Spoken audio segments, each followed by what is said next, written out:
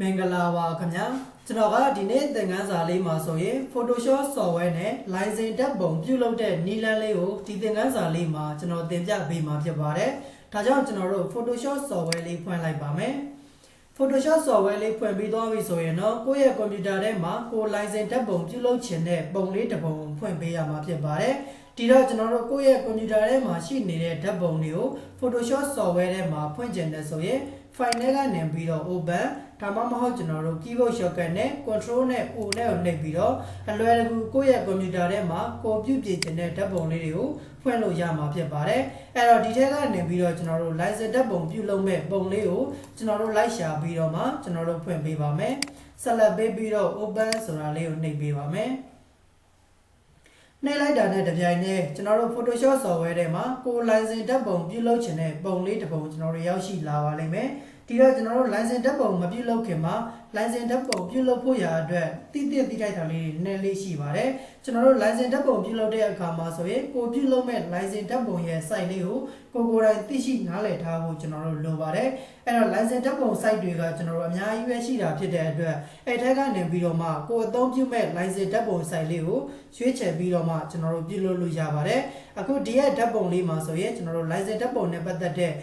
site လေးတွေပါရေးပေးထားတယ်ပေါ့နော်အဲ့တော့ကိုကမသိသေးဘူးဆိုရင်ဒီရဲ့ဓာတ်ပုံလေးကိုကြည့်ပြီးတော့မှကိုပြုလုပ်မဲ့ line စဉ်ဓာတ်ပုံ site လေးကျွန်တော်တို့ရွေးချယ်ပြီးတော့ပြုလုပ်လို့ရတယ်အဲ့တော့ဒါကဒီကောင်လေးကတော့သူကမှတ်ပုံတင် site ပါအဲ့တော့ပုံမှန်ကျွန်တော်တို့မှတ်ပုံတင်ပြုလုပ်ဖို့ရာအတွက်ဓာတ်ပုံ site လေးတွေကျွန်တော်တို့လုပ်ချင်တယ်ဆိုရင်เนาะပတ်ပတ်လေ point နဲ့လုပ်တယ်ပြီးရင်ပုံကိုကျွန်တော်တို့ black and white လုပ်ပေးလိုက်ရတယ်ဒါကတော့ကျွန်တော်တို့မှတ်ပုံတင် site ပေါ့เนาะကျွန်တော်တို့အခုတကယ်တမ်းအလုံးများတာကတော့ကျွန်တော်တို့ကျောင်းသားကတ်တွေဝန်ထမ်းလျှောက်လွှာတင်တဲ့လိုဝန်ထမ်းကတ်တွေပေါ့နော်ဒီလိုမျိုးပုံစံလေးတွေကအဓိကအသုံးများတာဖြစ်တဲ့အတွက်ကျွန်တော်ကတော့ DSI လေးကိုပြုလုပ်ပြပေးသွားမှာဖြစ်ပါတယ်အဲ့တော့တကယ်လို့ကိုယ့်ရဲ့လုပ်ငန်းထဲမှာဒီ customer တွေကလာအပ်တဲ့ဓာတ်ပုံ site လေးတွေကျွန်တော်တို့ရှိတယ်ပေါ့နော်တခြားကျွန်တော်တို့ passport လုပ်ဖို့အတွက်စာအုပ် site လေးတွေလားဒါမှမဟုတ်ကျွန်တော်တို့ web form ထုတ်ဖို့အတွက် site လေးတွေလား visa လျှောက်ဖို့အတွက် site လေးတွေလားပေါ့နော်ဒါလေးတွေကတော့ကျွန်တော်တို့ကိုယ်လာအပ်တဲ့ customer ပေါ်မူတည်ပြီးတော့မှကျွန်တော်တို့သူတို့လုပ်ချင်တဲ့ဓာတ်ပုံ site လေးကိုရွေးချယ်ပြီးတော့ပြုလုပ်ပေးလိုက်လို့ရပါတယ်လောက်တဲ့နီလန်းတွေကတော့ကျွန်တော်တို့အတူတူပဲပေါ့နော် site လေးပဲအဓိကကွာခြားသွားမှာဖြစ်ပါတယ်ဒါလေးကတော့ကျွန်တော်တို့ license ဓာတ်ပုံမပြုလုပ်ခင်မှာကိုပြုလုပ်မဲ့ဓာတ်ပုံ site လေးတွေကိုတိထိုက်တဲ့အရာလေးတွေဖြစ်ပါတယ်အဲ့တော့ကျွန်တော်တို့ Photoshop software လေးကိုလာတယ်ကိုပြုလုပ်မဲ့ဓာတ်ပုံလေးဖွင့်ပြီးသွားပြီဆိုရင်ကျွန်တော်တို့ license ဓာတ်ပုံပြုလုပ်ဖို့ရာအတွက်တရက်ပုံမှာကျွန်တော်တို့မလိုအပ်တဲ့နောက်ခံ background တွေကိုကျွန်တော်တို့အရင်ဆုံးဖြတ်ပေးဖို့လိုပါတယ်အဲ့တော့မလိုအပ်တဲ့နောက်ခံ background တွေဖြတ်တဲ့အခါမှာ Photoshop software ထဲမှာဖြတ်လို့ရတဲ့ tool တွေအများကြီးပဲရှိတယ်အဲ့ထက်ကနေပြီးတော့မှကိုကြိုက်နေတဲ့ tool ကိုကျွမ်းကျင်တဲ့ tool နဲ့ကျွန်တော်တို့သုံးပြီးတော့မှဖြတ်လို့ရပါတယ်တကယ်လို့ကိုကဒီ line စဉ်ဓာတ်ပုံပြုလုပ်တဲ့ပုံလေးကိုတရလေးကျွန်တော်တို့လိုချင်တယ်ဆိုရင်တော့ပန်တူးကိုအသုံးပြုတာအကောင်းဆုံးပေါ့နော်အဲ့တော့အခုဒီပုံလေးမှာလည်းကျွန်တော်ကတခြားတူးတွေလုပ်ပြီးတော့လည်းပြလို့ရတယ်အခုဒီမှာတော့ကျွန်တော်ပန်တူးလေးနဲ့ပဲလုပ်ပြီးတော့ပြမယ်ပေါ့နော်အဲ့တော့ပန်တူးလေးလည်းပြန်ပြီးတော့မှလေ့လာပြီးသားလေးဖြစ်သွားအောင်လို့ပါအဲ့တော့ပန်တူးကိုယူဖို့အတွက်ကျွန်တော်တို့2ဘောက်ကနေပြီးတော့ပန်တူးလေးကိုရှာပြီးတော့ယူလို့ရတယ်ဒီလိုမှမဟုတ်ကျွန်တော်တို့ keyboard ကနေပြီးတော့ပြီးကိုနှိပ်ပြီးတော့ပန်တူးလေးကိုကျွန်တော်တို့ခေါ်လိုက်လို့ရပါတယ်ပြီးရင်တော့ပုံကိုကျွန်တော်တို့မြင်ကွင်းလေးချဲ့ပါမယ်မြင်ကွင်းချဲ့တာတော့ကျွန်တော်တို့ order လေးကိုလက်ကပြီးမောက်ရဲ့ဘိန်းလုံးလေးနဲ့ကျွန်တော်တို့မြင်ကွင်းချဲ့ပါတယ်ပြီးရင်တော့ပုံကိုကျွန်တော်တို့အခုလိုမျိုးတွေဆွဲခေါ်သွားတာက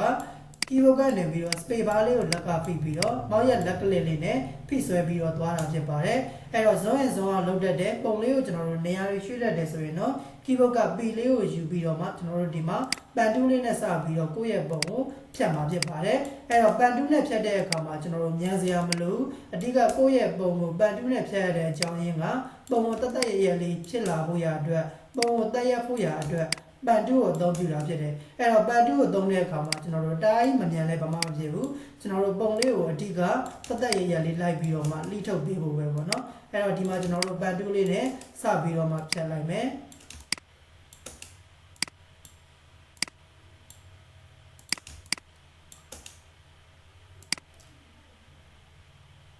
အဲ့တော့သူကွေးတဲ့နေရာလေးဆိုကွေးပေါ့နော်ဒီလိုမျိုးတွေပိုပါသွားတဲ့အခါလေးဆိုရင်တော့ keyboard ကနေပြီးတော့ order လေးကိုလက်ကဖီကလစ်ထောက်လိုက်တယ်ဆိုရင်ကျွန်တော်တို့အခုလိုမျိုးလေးဖြစ်သွားပါမယ်ပြီးရင်တော့ကျွန်တော်တို့ဒီမှာဆက်ပြီးတော့ဆွဲမယ်ဒါကတော့ပန်တူးနဲ့ဆွဲပြတာဆိုတော့နည်းနည်းလေးတော့ကျွန်တော်တို့အသေးစိတ်နိုင်တာပေါ့နော်အဲ့တော့အခုဒီမှာ ကျွန်တော်တို့ဖြတ်ချင်တာကနောက်ခံ background တွေကိုဖြတ်ချင်တယ်ဒါပေမဲ့ကျွန်တော်တို့ကိုလိုအပ်တဲ့ပုံလေးကိုပဲ selection ပေးပြီးတော့မှသီးသန့်ပွားထုတ်လိုက်မှာဖြစ်ပါတယ်ဒါဆိုရင်နောက်ခံ background လေးတွေက auto ပြတ်သွားမယ်ပေါ့နော်ကျွန်တော်တို့နောက်ခံ background တွေကိုလိုက်ပြီးတော့မဖြတ်တော့ဘဲနဲ့ကျွန်တော်တို့ကိုလိုချင်တဲ့ပုံလေးကိုပဲ selection ပေးပြီးတော့သီးသန့်လေးကျွန်တော်တို့ပွားထုတ်လိုက်မှာဖြစ်ပါတယ်အဲ့တော့စပယ်နေရာလေးတွေကတော့ကျွန်တော်တို့ပန်တူးနဲ့ဖြတ်ရတာသိပ်ပြီးတော့အဆင်မပြေဘူးเนาะအဲ့တော့ကျွန်တော်တို့ဒီမှာနည်းနည်းလေးအမွေးဖွာနေတဲ့နေရာလေးတွေကိုတော့အနီးကပ်လိုက်ပြီးတော့မှကျွန်တော်တို့ဖြတ်ပေးလိုက်ပါ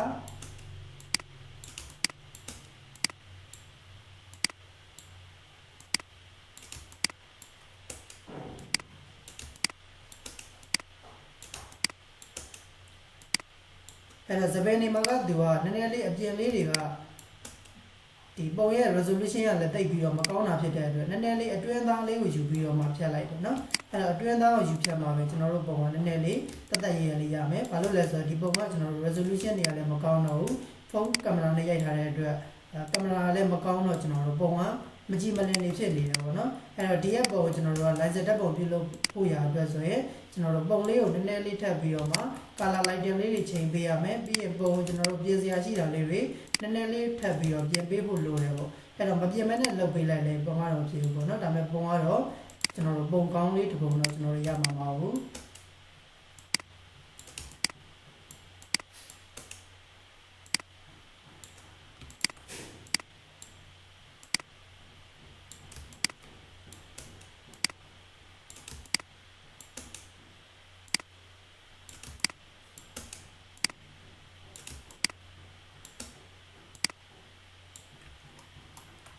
အဲ့တော့အခုဒီမှာကျွန်တော်တို့ဖြတ်လိုက်တော့ပေါ့နော်ဖြတ်ပြီးသွားပြီဆိုရင်တော့ဒီဘက်မှာကျွန်တော်တို့စပြီးတော့ဆွဲခဲ့တဲ့နေရာမှာကလစ်ထောက်ပြီးတော့ selection အမှတ်လေးတွေကိုဆုံးသက်လိုက်မယ်ပြီးရင်တော့ကျွန်တော်တို့ဒီပုံလေးကိုတွားထုတ်ဖို့ရအတွက် selection ပေးဖို့လိုပါတယ် Photoshop မှာ Part 2ဖြတ်ပြီးသွားလို့ selection ပေးရင် keyboard ကနေပြီးတော့ control နဲ့ enter လေးနဲ့ကိုနှိပ်လိုက်တာနဲ့တပြိုင်နက်ကျွန်တော်တို့ selection ပေးထားခဲ့တဲ့အရာတွေအားလုံးသူက selection ဝင်သွားမယ်ပေါ့နော်ဒီလိုမျိုးလေးဝင်သွားပြီဆိုမှကျွန်တော်တို့မူရဲ့ background လေးမှာဆက်လက်ပေးထားပြီးတော့ပုံလေးကိုပွားထုတ်လိုက်ပါမယ် keyboard ကနေ control ရဲ့ J ရဲ့နှိပ်ပြီးတော့ပွားထုတ်လိုက်ပါမယ်ပွားလိုက်တာနဲ့တပြိုင်နက်ကျွန်တော်တို့ဒီရဲ့ layer ပေါင်းလေးမှာ layer 1ဆိုပြီးတော့မှ layer လေးတစ်ခုအနေနဲ့ပွားသွားမှာဖြစ်ပါတယ်ဒီလိုမျိုးလေးပွားသွားပြီဆိုရင်တော့ကျွန်တော်တို့နောက်ခံ background တွေပါနေတဲ့မူရင်းကျွန်တော်တို့ background ဆိုတဲ့ layer လေးကိုရှေ့မှာမျက်စိလေးမိတ်လိုက်တယ်ဆိုရင်တော့နောက်ခံ background တွေအားလုံးကျွန်တော်တို့ပြတ်သွားပြီဖြစ်ပါတယ်အဲ့တော့ဒီရဲ့ပုံလေးကိုကျွန်တော်တို့က license ဓာတ်ပုံလေးပြုလုပ်မှာဖြစ်တဲ့အတွက်ကိုပြုလုပ်ချင်တဲ့ license ဓာတ်ပုံစာရွက်လေးကျွန်တော်တို့ခေါ်ပေးဖို့လိုပါတယ်အဲ့တော့ Photoshop ထဲမှာစာရွက်အသစ်ခေါ်ချင်တယ်ဆိုရင်တော့ file နဲ့ကနေပြီးတော့ new ဒါမှမဟုတ် keyboard ကနေပြီးတော့ control နဲ့ N နဲ့ကိုနှိပ်ပြီးတော့ခေါ်လို့ရပါတယ်ဒီတော့ကျွန်တော်တို့ new document ဆိုတဲ့ပေါက်လေးကြာလာပြီဆိုရင်ကျွန်တော်တို့ဒီကိုပြုလုပ်မဲ့ license ဓာတ်ပုံရဲ့စာရွက် site လေးကျွန်တော်တို့ခေါ်ပေးရမယ်အဲ့တော့ကျွန်တော်တို့က 1.1 1.3 inch ရှိတဲ့စာရွက်လေးတစ်ရွက်ကိုလိုချင်တာဖြစ်တဲ့အတွက်ဒီနေရာမှာတစ်ခါလေးကျွန်တော်တို့ pixel တွေ centimeter တွေ millimeter တွေဝင်နေတတ်ပါတယ်အဲ့တော့ဒီနေရာလေးမှာတခြားဒီ centimeter တွေ millimeter တွေဝင်နေလို့ဆိုရင်ဒီနေရာမှာကျွန်တော်တို့ inch ဆိုတာလေးပြောင်းပေးရပါမယ် inch ဆိုတာကတော့လက်မကိုပြောတာဖြစ်ပါတယ်အဲ့တော့ကျွန်တော်တို့ပြုလုပ်မဲ့ site လေးကအလျားက 1.1 inch ရှိမယ်ပြီးရင်တော့ကျွန်တော်တို့ height အမြင့်ကတော့ကျွန်တော်တို့ 1.3 inch ရှိတဲ့ license ဓာတ်ပုံလေးပြုလုပ်မှာဖြစ်ပါတယ်ဒီတော့ကိုပြုလုပ်မဲ့ site လေးကိုရိုက်ထည့်ပြီးသွားပြီဆိုရင်တော့ကျွန်တော်တို့ဒီမှာ create ဆိုတာလေးနှိပ်ပေးလိုက်ပါမယ် create နှိပ်လိုက်တာနဲ့တပြိုင်နက်စာရွက်လေးအသစ်တစ်ရွက်ရောက်ရှိလာပါတယ်အဲ့တော့ဒီရဲ့စာရွက်လေးကကျွန်တော်တို့ license ပုံပြုလုပ်မဲ့ဓာတ်ပုံ site လေးဖြစ်ပါတယ်ဒီရဲ့ဓာတ်ပုံ site လေးကိုကျွန်တော်တို့ရှေ့မှာဖြတ်ခဲ့တဲ့ဒီပုံလေးကိုကျွန်တော်တို့ license ပုံလုပ်မဲ့စာရွက်ထဲကိုဆွဲထည့်ပေးရမှာဖြစ်ပါတယ်ဆွဲထည့်ဖို့ရအတွက်ကတော့ရမ်းကိုလွယ်ပါတယ်ကျွန်တော်တို့ဒီမှာကိုပြုလုပ်ထားတဲ့ဒီပုံရဲ့ဘားတန်းလေးမှာမောက်ရဲ့လက်ကလစ်လေးနဲ့အောက်ကိုပြီးဆွဲလိုက်မယ်ပြီးရင်တော့ဒီပုံကိုကျွန်တော်တို့ကလစ်ထောက်ပြီးတော့မှမောက်ရဲ့လက်ကလစ်လေးနဲ့ကျွန်တော်တို့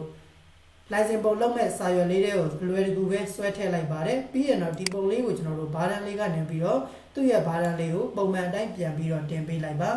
အခုဒါဆိုရင်ကျွန်တော်တို့ဒီပုံလေးထည့်ပြီးသွားပြီပေါ့နော်အဲ့တော့ပုံကကျွန်တော်တို့ license ပုံလုံးမဲ့စာရွက်ထဲကိုတော့ထည့်ပြီးသွားတာမှန်တယ်ဒါပေမဲ့ကျွန်တော်တို့ပုံကြီးကအရင်ကြီးနေတယ်ပေါ့နော်အဲ့တော့ကြီးနေတာကိုသိဖို့ရအတွက် keyboard က control နဲ့ T ကိုနှိပ်ပြီးတော့ free transform tool လေးကိုခေါ်ပါတယ်ပြီးရင်တော့ကျွန်တော်တို့ဒီမှာတောင်လေးကနေပြီးတော့ order လေးကိုလက်ကဖိပြီးတော့ကျွန်တော်တို့အညီအညာလေးသေးလိုက်ပါမယ်အ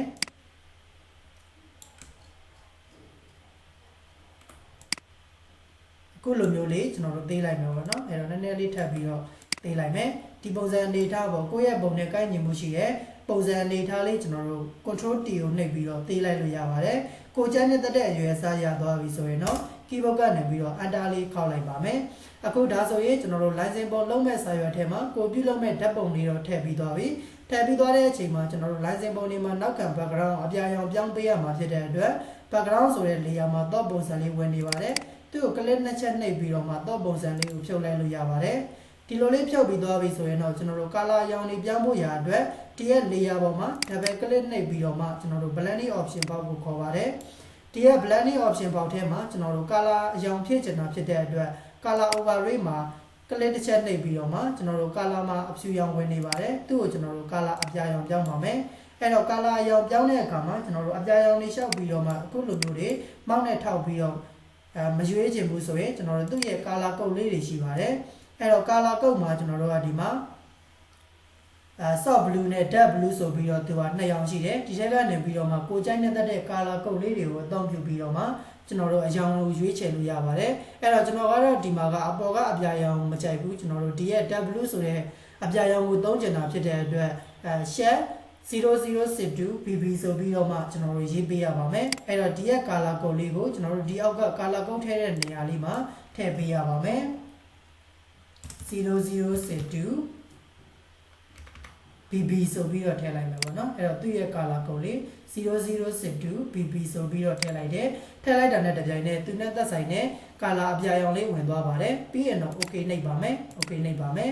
အခုဒါဆိုရင်ကျွန်တော်တို့နောက်ခံ background အပြာရောင်လေးလည်းပြောင်းပြီးသွားပြီပေါ့နော်ပြောင်းပြီးသွားတဲ့အချိန်မှာကျွန်တော်တို့ဒီမှာဆိုရင်စပင်လေးတွေမှာကဒီအဖြူလေးတွေနည်းနည်းလေးပါနေတယ်အဲ့တော့ဒီကောင်လေးတွေကိုထပ်ပြီးတော့ပြင်ကျင်လဲပြင်မပြင်ကျင်လဲဒီတိုင်းပဲထားပြီးတော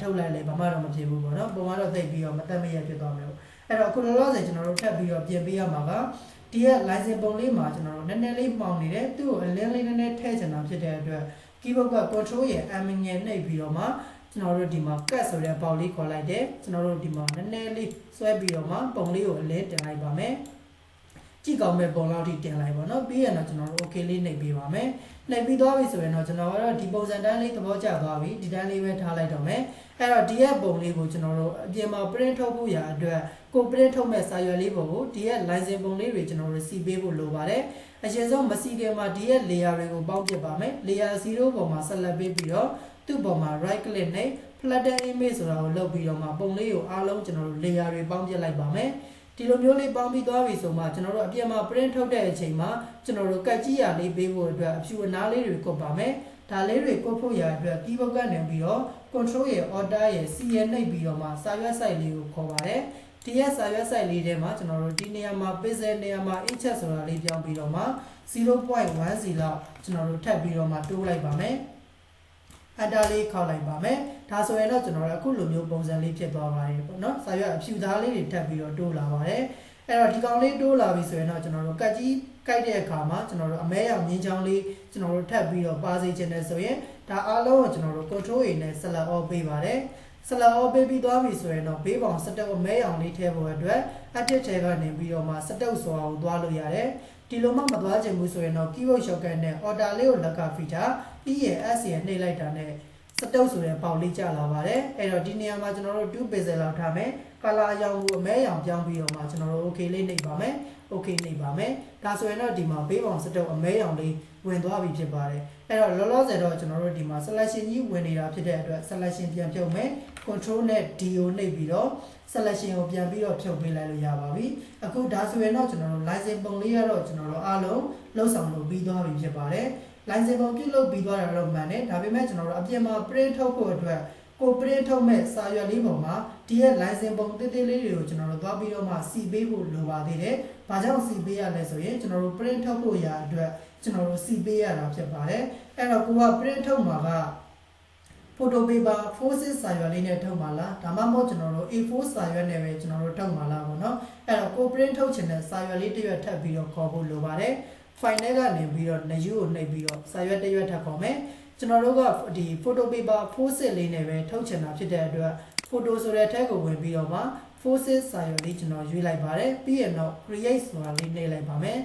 ်ဒီမှာကတော့ကျွန်တော်ကဒီရဲ့နေရာလေးမှာကိုက print ထုတ်ဖို့ရာအတွက်စီပေးရတာဖြစ်တဲ့အတွက်ကိုစီမှာကဒါ photo paper 4/6 စာရွက်လေးတွေကကုန်နေတယ်ဆိုရင်လည်း ဒါ A4 စာရွက်ပေါ်မှာ license ပုံလေးတွေကိုစီပြီးတော့ထုတ်လိုက်လို့ရတယ်ပေါ့နော်အခုဒီမှာတော့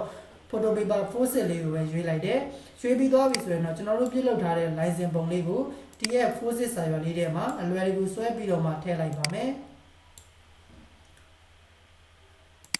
ထည့်ပြီးသွားပြီဆိုရင်တော့ဒီပုံလေးကိုကျွန်တော်တို့အညီညာလေးစီပေးဖို့လိုပါတယ်အဲ့တော့ပုံလေးတွေပွားမယ်ပေါ့နော် keyboard ကနေပြီးတော့ order လေးကိုလက်ကဖိမောက်ရဲ့လက်ကလေးလေးနဲ့ဖိဆွဲပြီးတော့မှကျွန်တော်တို့ copy ပွားလိုက်လို့ရပါတယ်အညီညာလေးထွက်ဖို့ရာအတွက်ရှစ်ကိုပါဖိပြီးတော့ copy လေးပွားပါမယ်